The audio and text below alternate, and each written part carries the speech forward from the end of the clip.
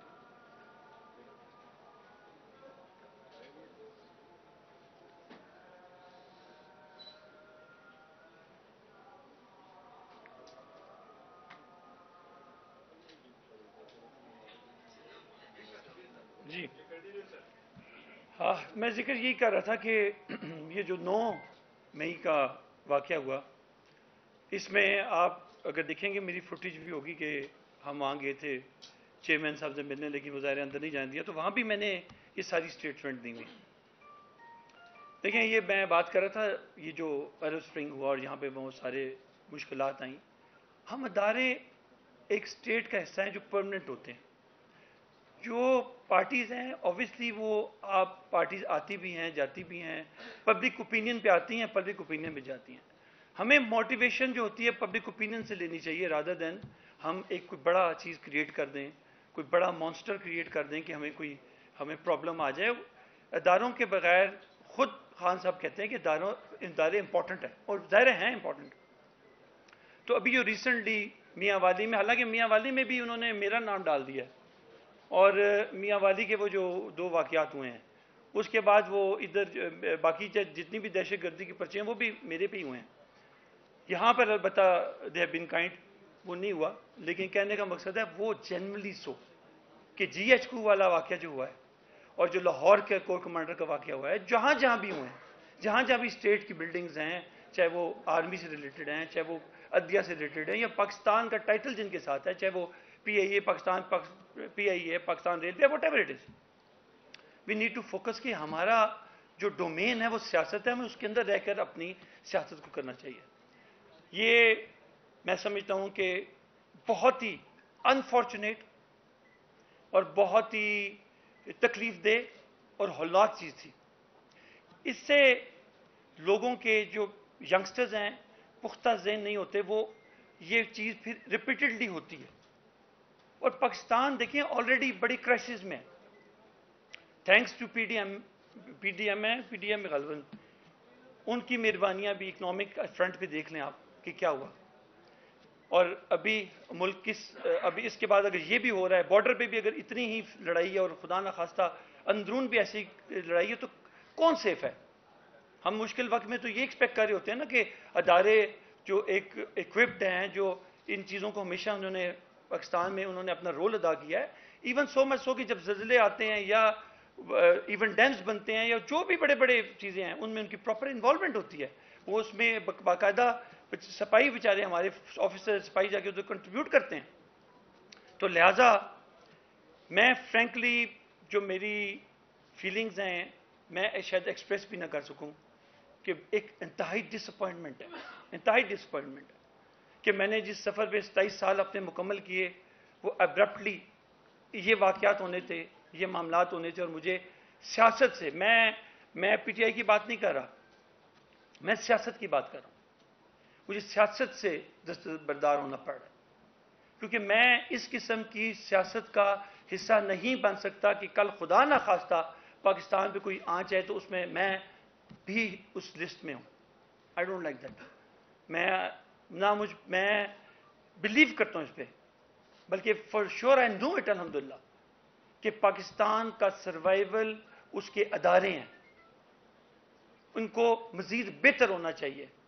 True, but in اداروں نے آج تک آپ کی سرحد، آپ کے سارے بارڈرز جب بھی مشکل پڑی ہے انہوں نے اپنی جانیں دی ہیں. تنخواہیں کیا ہیں؟ میرا خیال ہے کسی افسر کی 80,000، دوسرے کی 90,000، سپاہی کی 40-45,000. کیا اس دور میں کوئی اپنی جان دیتا ہے؟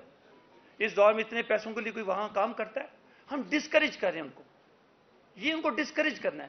اب لڑائی لڑیں، میں تو کب کہتا ہوں نہیں لڑیں، پولیٹیکل لڑائی لڑیں، لیکن اداروں کے ساتھ یہ بدنصیبی ہے کہ ہم یا کوئی پارٹی بھی یہ کام کرے.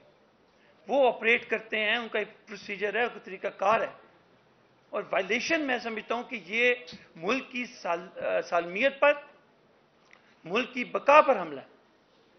وی need to be very clear کہ اور پھر ادارہ ایک مٹھی کی طرح ہے، آپ کسی کو آئیڈینٹیفائی نہیں کر سکتے.